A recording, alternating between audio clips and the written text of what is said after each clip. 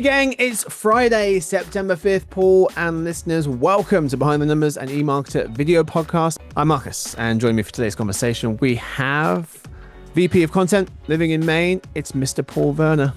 Hey, great to be here, Marcus, as always. Yes, sir. Yes, sir. Thank you so much for hanging out today. Just me and you. We go straight to today's fact. Sharks remember a time before Saturn had rings. So I knew sharks were old. I knew that they were older than trees, in fact. I think I've mentioned that on the show before. But Saturn's rings are only about 100 million years old. Sharks have been around for 400 plus million years. Not the same ones, but sharks, the species. Yeah, I remember when they started. And I remember like every one of those rings on Saturn. I'm like, oh, wow, new ring today. How cool. Fun. Yeah, it's a nice change. I like what they've done with the planet. Sharks also remember a time before plants started to flower. And what a horrible place to be without flowering plants. I was going to say, what did they do before that? Yeah, they were just miserable. Although I guess they're in the ocean, so maybe they didn't know. And sharks saw dinosaurs come and go. Yep. So you can only imagine what they think of us. So you won't be here long. Yeah. But question of the day, do sharks remember a time before ESPN? I'm not sure they do. Nobody does. Which is today's real topic, how the new ESPN app is about to change TV. So Disney's new ESPN app reaches for sports fans outside cable TV, writes Lisa Richwin of Reuters, designed to be a hub for live games and personalized news, stats, and highlights. The app will have NFL, NBA, WNBA, NHL, college football, tennis, golf, and other sports across two tiers, Paul. ESPN Select, that's $12 a month for 32,000 live events a year, and ESPN Unlimited is $30 a month for 47,000 live events, whatever that means. Bundles with ad-supported versions of Disney Plus and Hulu start at $36 a month, discounted to $30 in the first year. Paul, what do you think will be the initial impact of this new ESPN app hitting the market?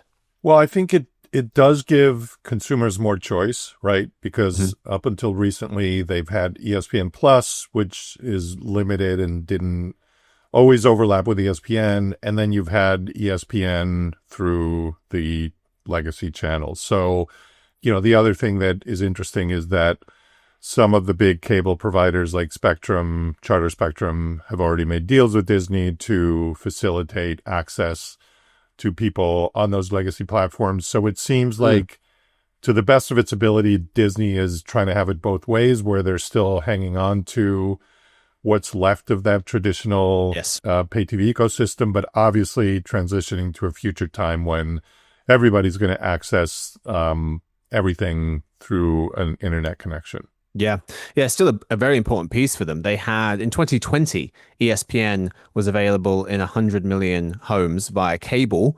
Right. Now that's at 61 million, so down significantly, but still a lot of people. Yep.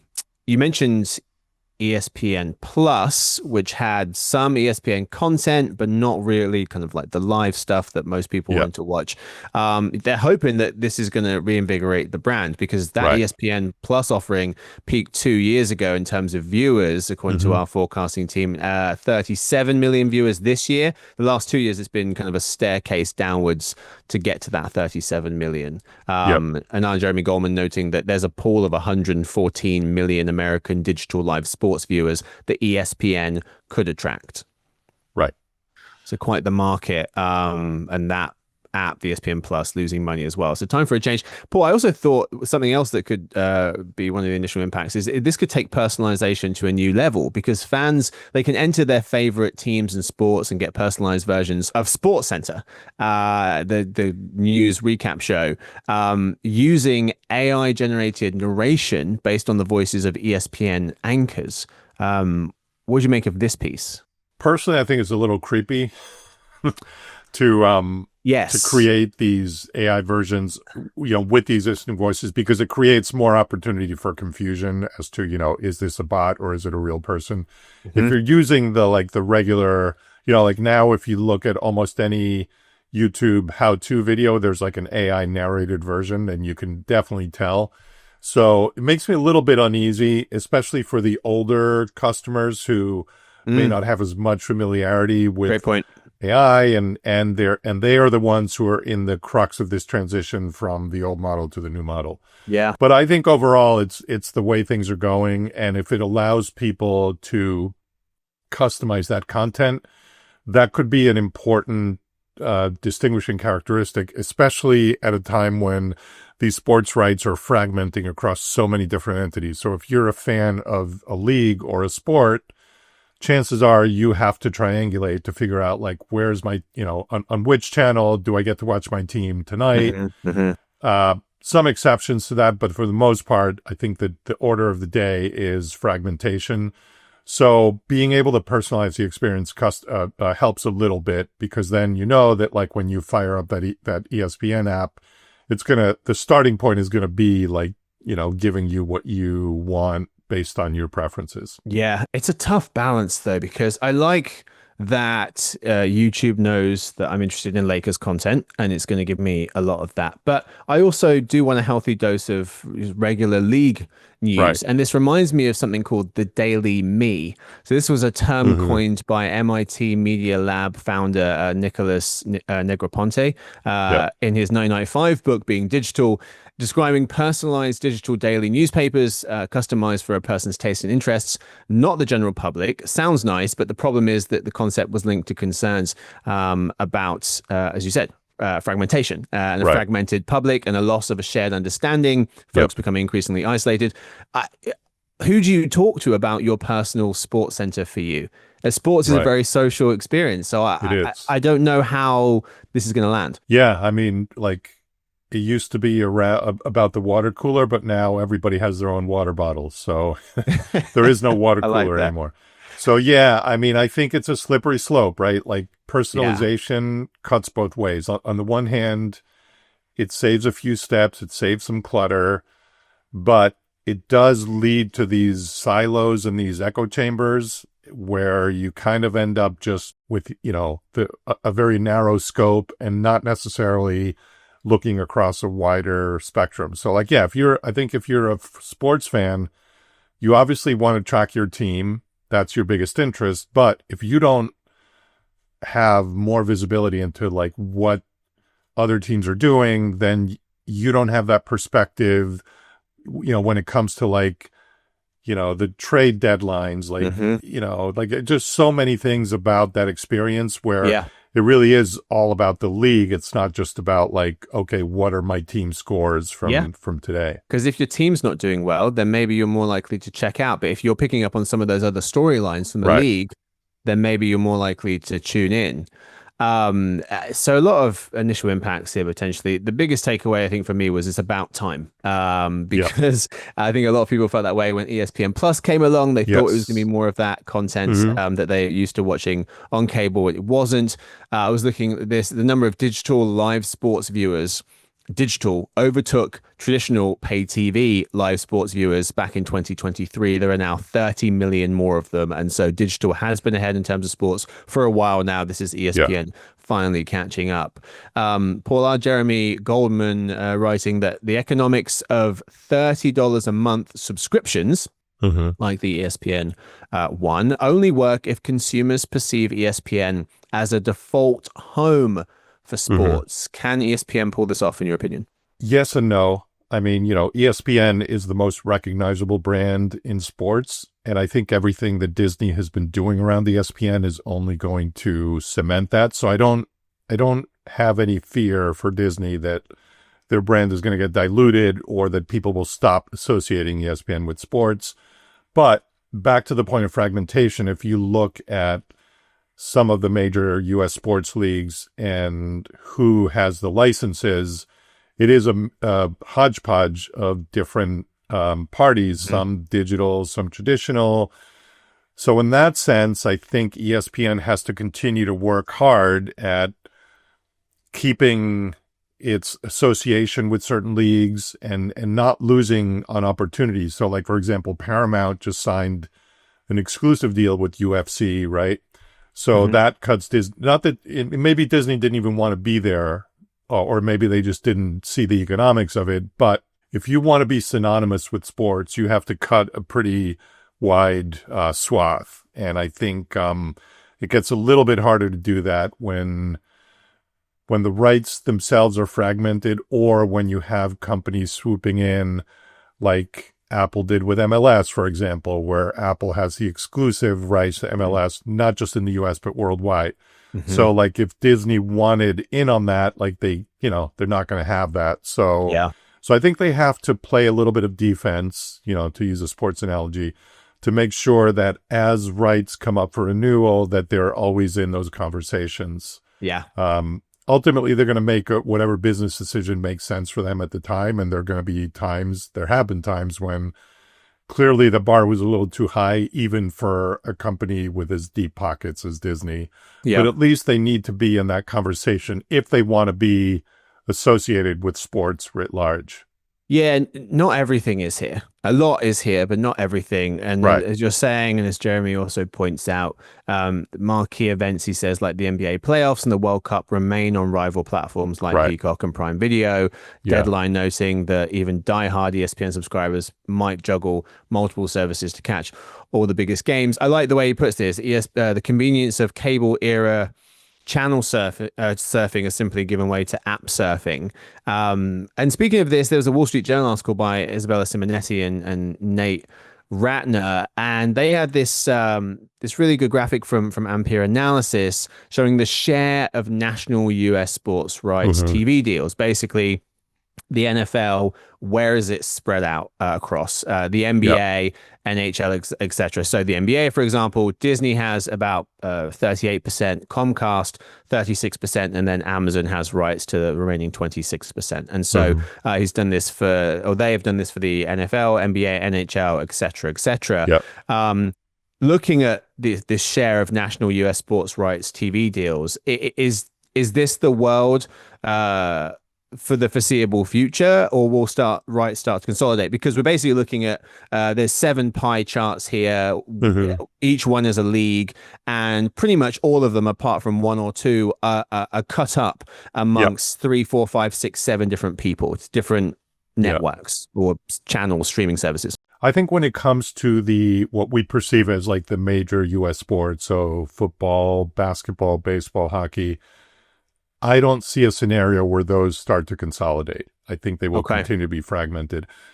When it comes to things like UFC or the Olympics, right? Like, back to the conversation around ESPN and its reputation as like, the venue for sports. Like, they will never have the Olympics, at least in the foreseeable future. So there's that giant carve out, that belongs to NBCU. So, you have these pockets where a certain media company has managed to license the entirety of something, as NBC has done, as Paramount has done with UFC, as Apple has done with MLS. But I think those are special cases, and those aren't like the day-to-day kind of like, sports leagues that Americans associate as like the major sports. So if anything, I see opportunities for maybe even more fragmentation, because like, Apple, for example, has just started licensing MLB, but if they decide to go a little bit deeper there, then that pie chart, which is now basically, Fox has the biggest share, and then you've got Disney and Warner Brothers Discovery having roughly equal shares. So Apple right now has a small share, but theoretically that could start increasing. We know what happened with the NBA in the most recent renewal. So, that's not going to change anytime soon, but over time, as rights come up, or as certain things might get carved out, like playoffs, it's easy to foresee a company other than Disney, Comcast, or Amazon wanting to get in on that action. One thing that's interesting about this whole ecosystem is that sports rights are one of the only things in the media landscape that doesn't move at lightning speed, right? Some of these contracts are locked in Yeah. for 10 years. So we're gonna see more glacial pace movement than sudden jolts. Yeah. So, none of the potential reshaping of how those rights are apportioned is going to happen Yeah. it's going to happen more like in a time that a shark can remember. Yeah. So I zoomed us out for a second to look at sports rights across the board. I'm going to zoom us back in for a second because I think going back to this question of being the default home and how difficult that might be given that rights are all over the place. It is, I will say to ESPN's credit, it is a hub of sorts already because it is bringing a lot of sports consumption into one place. Stephen Zaitchik of the Hollywood Reporter was pointing out there is tailored vertical video highlights. You can shop on the platform. You can get betting information through ESPN Bet, and you can scour fantasy updates because they have a fantasy portion as well right next to a broadcast. So it is a hub already to a certain extent. Yes, very much so. Yeah. Final question, Paul. Any unexpected consequences that you foresee regarding the new ESPN app's release? $30 a month or whatever it ends up being with promotions or bundle deals, that doesn't seem like too far a reach, but consumers look at these subscriptions as a group. Like they don't look at them in isolation, and the more of them that they have to have, the more it becomes like, okay, what do I cut, right? And realistically, ESPN is going to be one of the last things to get cut. So is Netflix, right? So I think ESPN is in a very solid place in that regard. But all of these prices, we've seen them go up like right across the board. I think price points are a delicate subject, but I think Disney they're a smart company, and I think they dialed it in where they needed to, just like they did when they launched ESPN Plus back when. Yeah. Well, interesting to see what this does to bundling, because you imagine this price to what you're saying is going to go up quite fast, quite quickly. Once they get people in the door, right, and get it established. I'm wondering how much of a boost this gives, or a second win this gives Disney properties like Disney Plus and Hulu, because they have, I think, a very compelling bundle. Actually, they're marketing this as here's your sports, ESPN, your movies, Disney Plus, your shows, Hulu. For $30 a month as a limited time offer. I think that's very compelling for households. Also wondering what kind of a boost this gives to Fox, because they are launching their standalone app in conjunction or at the same time as ESPN. It's called Fox One, and there's going to be a $40 a month bundle in October for two of those. So maybe we see more bundling as a result. Yeah, I think there's a strong possibility of that. Yeah.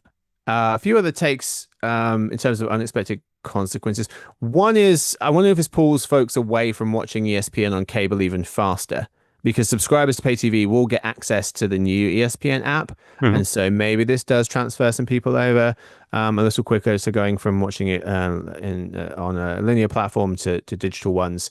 The other one, Paul, was about whether this will break the sports news model. And so Stephen Zaitchik, again of the Hollywood Reporter, was writing that ESPN for 45 years has, no matter the window dressing, basically employed the same model.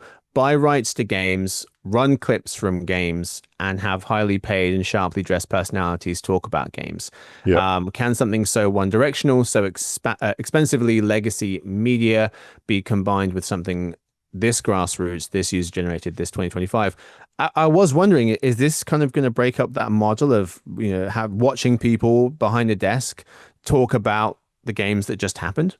That part of it is more likely to be disrupted than just simply the broadcast itself, where you need high production values. You need the high quality talent on air.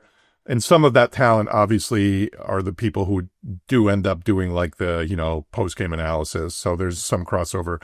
But I would say, I think the way people consume media in general and sports in particular is changing to where there are more influencers. There's more, back to the earlier part of our conversation, more personalization and customization of the experience, so that you don't necessarily need to tune in to a half-hour show that's going to dissect like, the week's games, because like you've already basically gotten so much information ahead of that. And there might even be some cannibalization with some of the ancillary content that ESPN produces that could negate some of the talk shows. Yeah. I don't see the model breaking tomorrow, but over time, I think the nature, just like, I know we did a podcast on late night TV not long ago, like that, in the same way that model is changing and has to change, I do see the possibility of like the sports shows morphing into something a little different. Yeah, it's interesting because my favorite sports show, First Things First, they just added an extra hour to their broadcast. It went from 2 to 3 hours, so they're getting longer.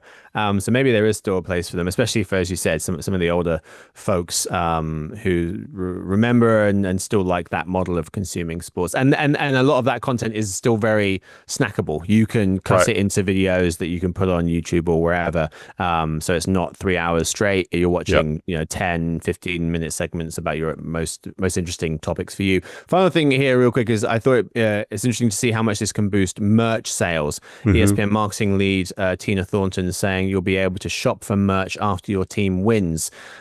She said, quote, "You watch Ty Simpson, Alabama's quarterback, break a passing record, and then one tap you can buy his jersey," close quote.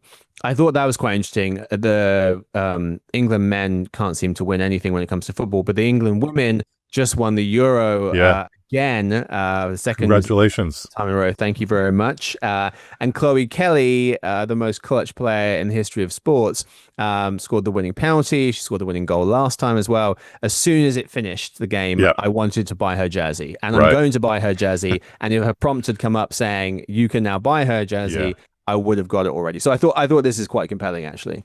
Yeah, and it also goes to like the fantasy aspect and the betting aspect. So all three of those things, merch, fantasy, betting, Disney is very good at leveraging those opportunities. Yeah. So yeah, I think that becomes a much bigger part of the experience, and obviously a lot more direct revenue for Disney. They're not the only company that's connecting those dots, but I think they do it particularly well. Well, that is all we have time for. Unfortunately, a brilliant conversation. Thank you so much to Paul for joining us. Hey, it's always a pleasure. Yes, indeed. And thank you, of course, to the whole editing crew and to everyone for listening in to Behind the Numbers, the Marketing Video Podcast. Please subscribe, follow, rate, and review. If you feel like that's a lot, just pick one and do that. We'll be back on Monday. Happiest of weekends. Can I go back to swimming with the sharks now? You can.